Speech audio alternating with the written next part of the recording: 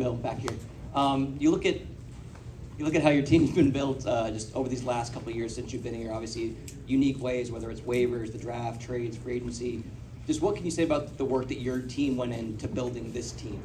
Yeah, it's kind of two levels of it.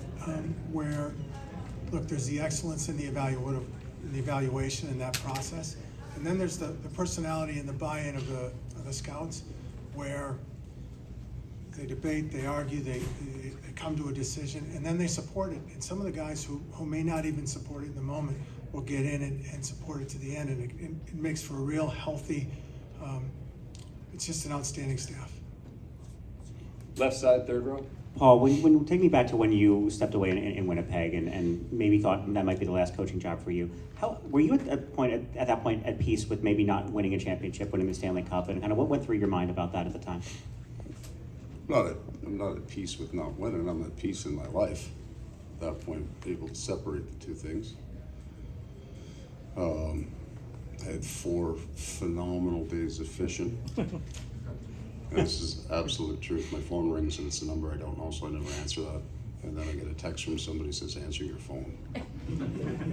Go in there and you got on the phone, and it starts there, and it starts with just a conversation. And it's not even really about the job. It's just the interest level I had, and I was good. And we started talking hockey, and that was it. Right? And it's the connection between two people that you feel it or you don't. I was good. It was, I'd given all that I thought I had to give. Certainly been fortunate in the game and received far more than I gave. But there's just these strange little things that meant Florida was right, was where I was supposed to be next. Front left, Pierre. Bill, do you regret hiring Paul? No, I'm just kidding. Give it a week, we'll find out. I want to hug him. No, I was wondering if you could talk about your GM counterpart in this series, Ken Holland, who has been someone who's helped counsel a lot of young GMs over the years, and someone who's very approachable, and someone who's been heavily scrutinized in the Edmonton market and trying to get that team over the hump. Any thoughts on Ken? Yeah, I mean, nothing but complete admiration and respect for both him as a hockey man and as a person. And even when I was an agent, you could go and visit Kenny and talk hockey, and he'd help and give you guidance and talk about players. I had the opportunity to do some USA Hockey things at the World Championship, and he was there with advice, and just nothing but sincere admiration and appreciation. And I know I'm not alone. I know all the people in hockey that he's helped, and wonderful guy. Left side, third row. Paul, it came out this week that your media relations staff won an award from the PHWA, and when you're trying to be a championship contending group every year, fancy product on ice, fancy coaching, fancy that stuff, how important is the rest of the people in an organization that never get talked about? Everybody has a piece here. I've mentioned that before, and it's part of the culture that Bill has built. So I would look at Adeline as a key piece to what we do. There's challenges in every market. Certainly, I've spent time up north and understand the challenges in the northern market with the volume. But there's also great challenges in a market where you're trying to drive that volume. You're trying to get people to come. The balance of how do I not even protect the players, but how do I give the players a normal experience with the media in terms of we're not farming them out to the malls to sign autographs every day and doing them every single interview. At the same time, we need to drive access to our team. We need people to come. It's an incredible balancing act to watch her work. I just do whatever she tells me to do. I'm not trying to be funny. You work with her for a while, you will come to completely trust me, and she'll have the list. You need to do this, this, this, and this. We can talk about that one. Not going to go next week. Not, you don't really need to do that one. Yes, I just say yes to Addie. She's brilliant to work with. Left side, second row. My question's for Bill.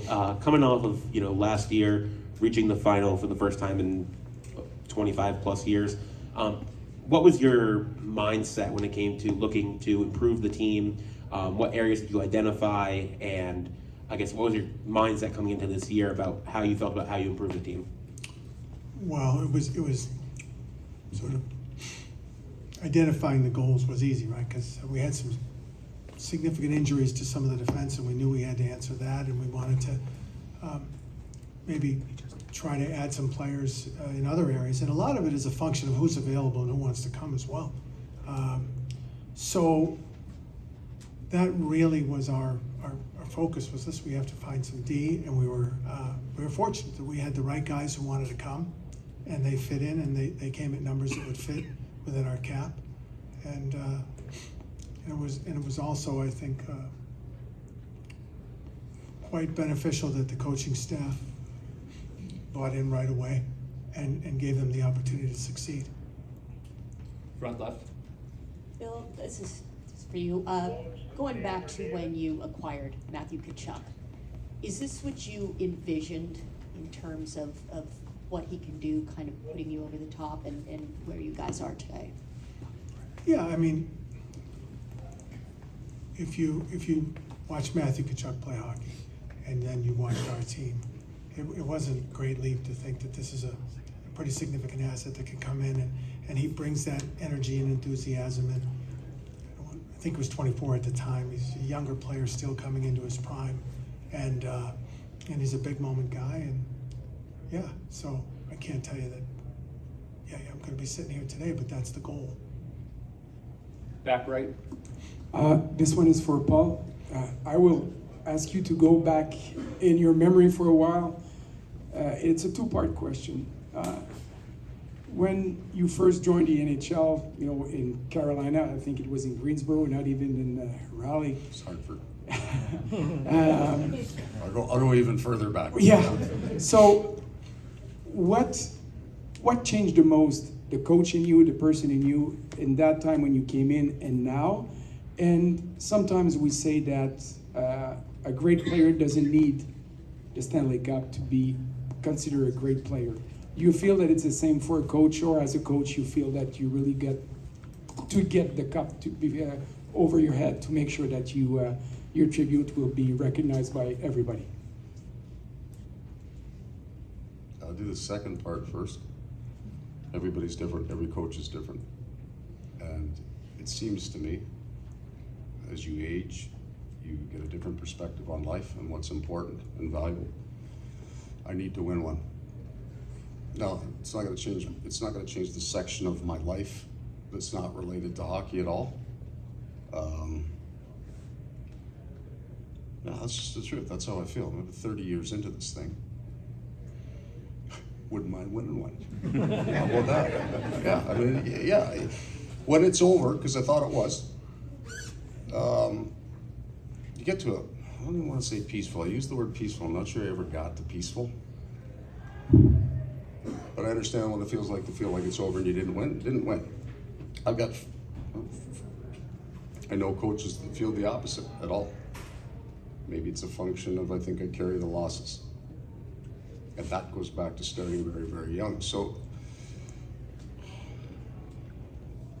I'm gonna know when this thing's all over, either how good I got or how good I was. And I won't need somebody else to tell me that or to value my career. I'm not saying I'm gonna value it really high. I'm not telling you where I'm valued. I have a pretty good idea of the job I've done when it's over. Yeah, I'd really like to win one, man.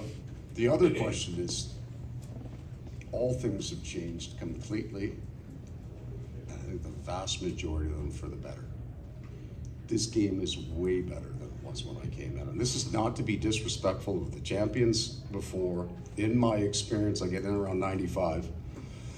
I hear that, I don't maybe hear it over the last couple of years, but that idea, players don't respect each other anymore. Like the opposite is true. When they used to hang over the bench and say, I'm gonna kill you, they meant it. Like, that was literal. These guys take care of each other, they treat each other better, and I'm not specifically excluding the other teams, I'm including Winnipeg. My experience in this league, the men are better, they treat each other better, they treat the support staff differently. It's all better. Since 2006, this game is way better than it was. You can have an 18-year-old kid, like the one in Edmonton and now the one in Chicago, come in and be dynamic. You'll remember Pat Burns' comment when Joe Thornton was playing on the fourth line saying he's too small, he's got to put on another 20 pounds. Well, he was probably about 200 pounds at the time. Like, it's way better now. And I enjoy that more. I enjoy they had good men, don't get me wrong, but I enjoy the people in the game far more now because I think they're far better people. But I was as big an ass as they were, so I'm not saying that I was just a really good guy and they weren't. I was right in there. We're gonna keep taking questions, but players are starting to make their way to the pods upstairs. On the left side, Michael. Paul, obviously Edmonton has two unbelievable top lines led by two unbelievable centers. Barkov can't play against everybody. You think? Yeah, exactly. But on that note, without giving away trade secrets on matchups and things like that, how confident are you that if it's Bennett's line, Lundell's line, whoever you put out there are going to be able to check those guys? Can't tell you the number of times this year that you've gone in to a building with a dominant matchup, a dominant line that you were matching, especially on the road, and you're going, I don't like that match, right? Like I gotta get Barkov on point or I'm in real trouble. He's got Cirelli on Barkov and I don't like that, and Bennett's line just was phenomenal. So fortunately I was slow enough to not change it, right? I couldn't get to what I wanted to.